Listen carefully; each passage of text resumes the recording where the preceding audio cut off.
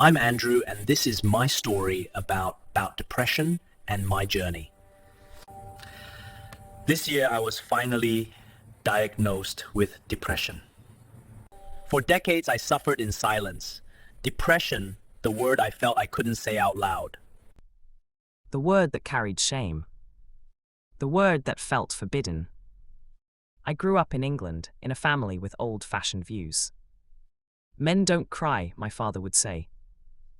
Man up, that was the anthem of my childhood. At school, I learned quickly that showing emotion was dangerous. Boys who cried were mocked, bullied, sometimes even beaten. On TV, I saw men lose jobs, relationships, even loved ones. But they never shed a tear. They just carried on as if nothing happened. Online, influencers told us that masculinity meant being stoic, that repressing feelings was the path to success. And I believed them. Even with friends, it felt risky to lower my guard. To ask, "How are you really doing, mate?" Because the answer might reveal too much.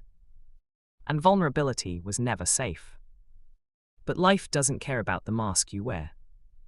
Stress builds. Grief lingers. Anger grows. Isolation deepens. And when you can't talk about it, it breaks you from the inside.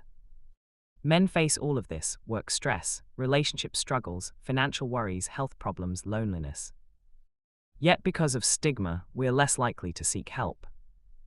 Only 36% of referrals to NHS talking therapies are men.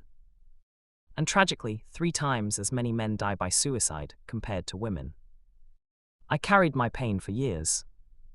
I thought I wasn't allowed to ask for help. I thought silence was strength. But silence has a cost. It cost me sleep. It cost me joy.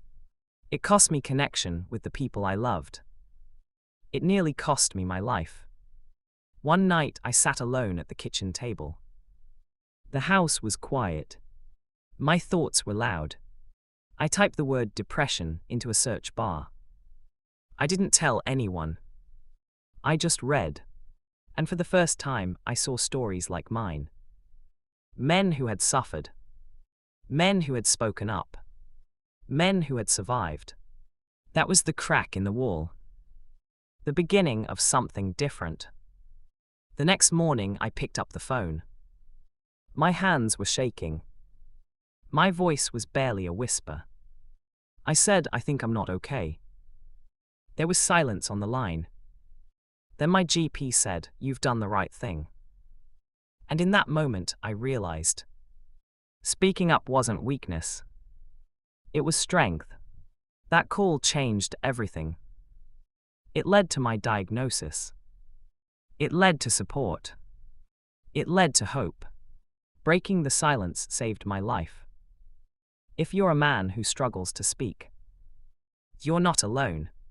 Remember this: vulnerability is strength. Crying is healthy.